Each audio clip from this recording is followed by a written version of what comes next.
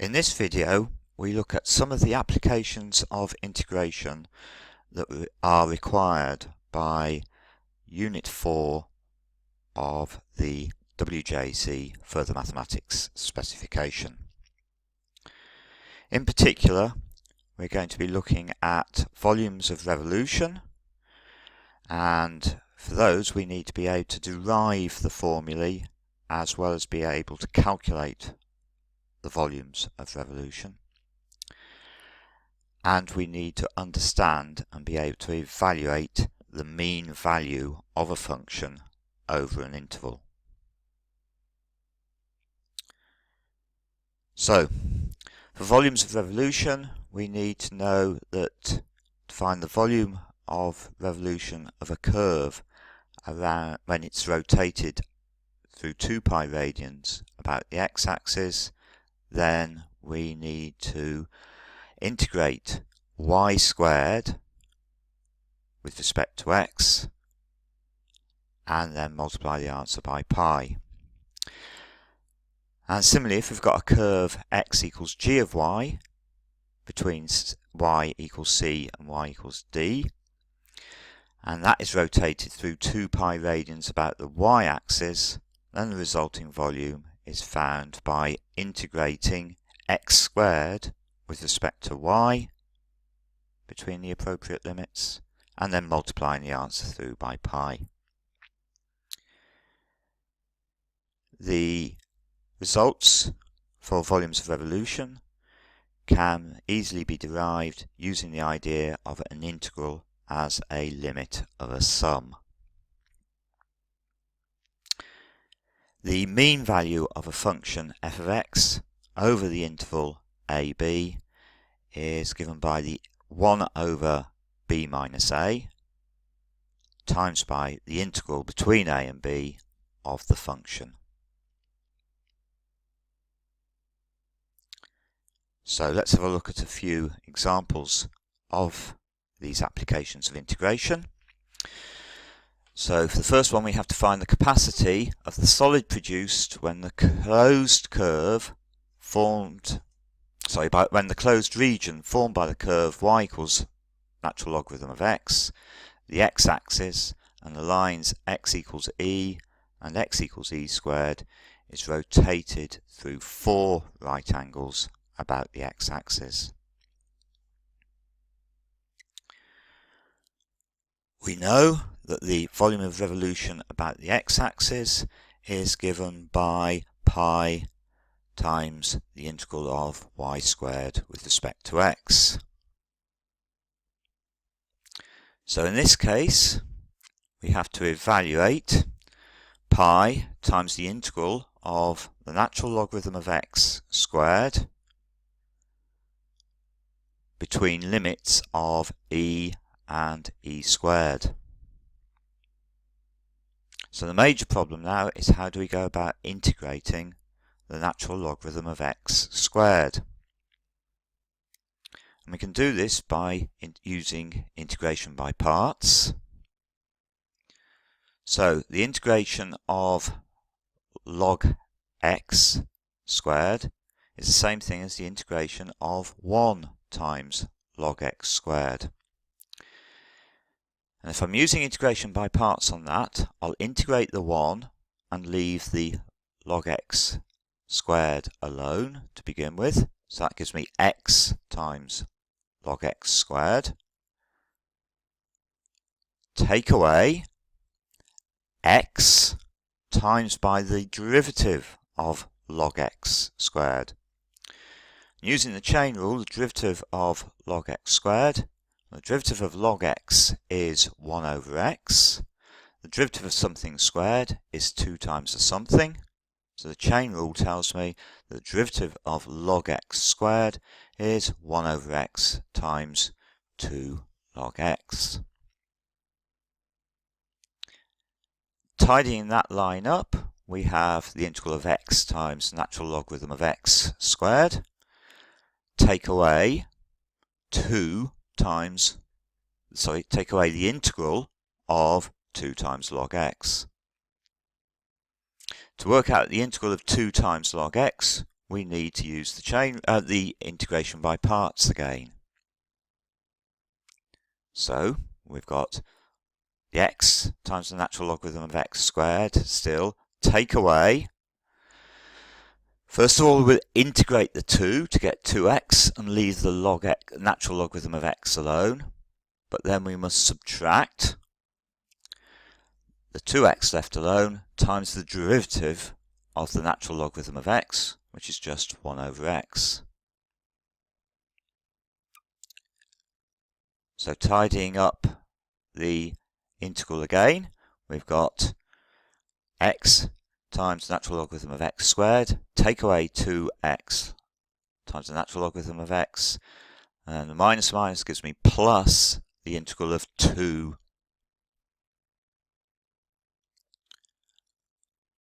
So we can end up with x times the natural logarithm of x squared, take away 2x plus 2x. I haven't bothered putting the plus c in this case because we are trying to work out the definite integral of log x squared between e and e squared. So we now know that the volume of revolution is pi times by x log x squared, take away 2x log x, add 2x, value when x equals e squared, take away the value when x equals e. So substituting in first of all e squared and then secondly e, we get e squared times by the logarithm of e squared itself squared, but the logarithm of e squared is just 2, so logarithm of e squared squared is just 2 squared. Then we've got take away 2x ln x, so we're substituting in x equals e squared still, so that's take away 2e squared times by the logarithm of e squared, which is just 2, add 2x, which is just 2e squared. Then we've got to subtract the value when we substitute in x equals e. Well, if x equals e, the natural logarithm of e is just 1. So we've got, substituting in x equals e, we've got e times 1 squared, take away 2e times 1 plus 2e. And if we tidy that all up, we end up with pi times by 2e squared, take away e.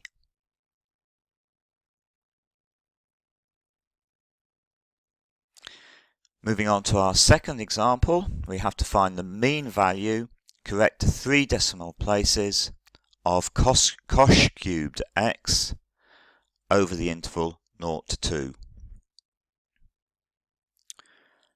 Well, the mean value is going to be 1 over 2 take away 0, so in other words a half, of the integral between 0 and 2 of cosh cubed x.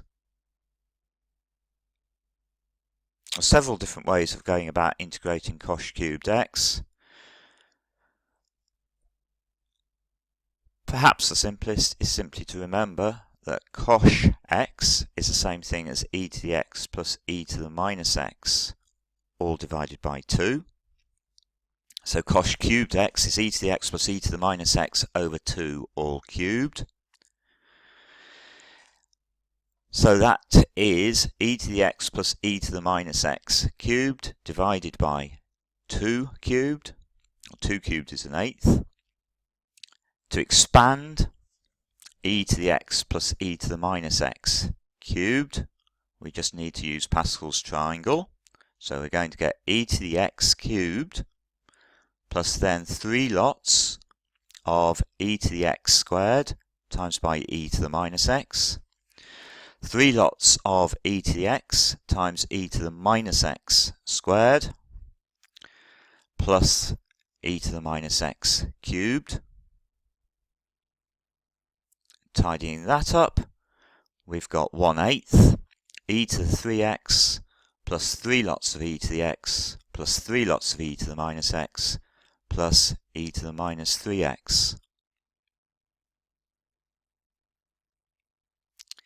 So our mean value is a half times by the integral between 0 and 2 of 1/8 e to the 3x plus 3e to the plus 3e to the x plus 3e to the minus x plus e to the minus 3x.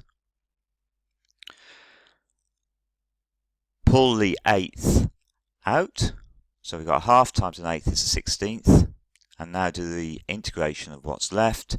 E to the 3x integrates to 1/3 e to the 3x, 3e to the x integrates to 3e to the x, 3e to the minus x integrates to minus 3e to the minus x, and e to the minus 3x integrates to minus 1/3 e to the minus 3x. And now substituting in the upper and lower values, so substituting in the 2 and the 0, we get 1/3 e to the 6 plus 3e squared minus 3e to the minus 2 minus 1/3 e to the minus 6 when we substitute in x equals 2. And then we've got to take away the result of substituting in x equals 0, which is 1/3 plus 3 minus 3 minus 1/3.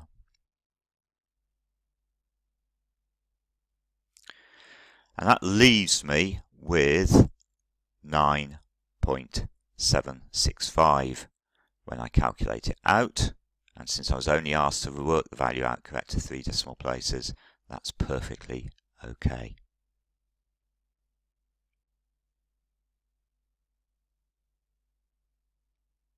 Let's now look at our final example. We've got the shaded region in the diagram. It's the closed region formed by the curve y equals the cube root of 1 plus 4x squared and the line y equals 3.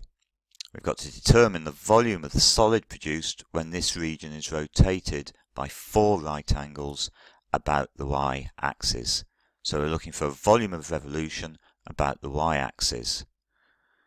Now we know that volume of revolution about the y-axis is pi times the integral of x squared dy between the appropriate limits.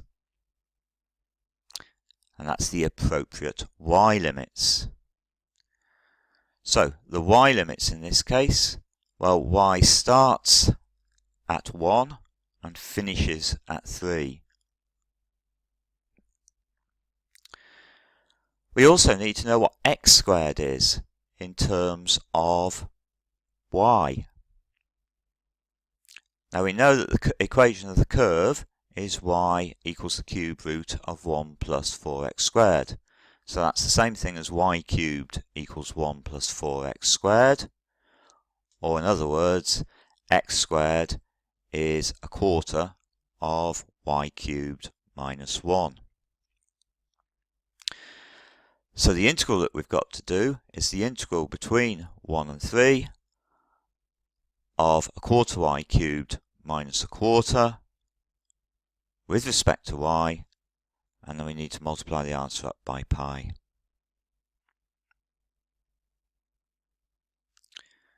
The integration now is relatively straightforward. Quarter y cubed will integrate to 1/16 y to the 4, and the quarter will integrate up to 1/4 y. Putting the limits in, when y equals 3, y to the 4 is 81, so we've got 81 over 16, take away 3 over 4, take away the value when we substitute in x equals 1, which is a 16th, take away a quarter. And following through the arithmetic, that then ends up giving me the volume is 9 pi divided by 2.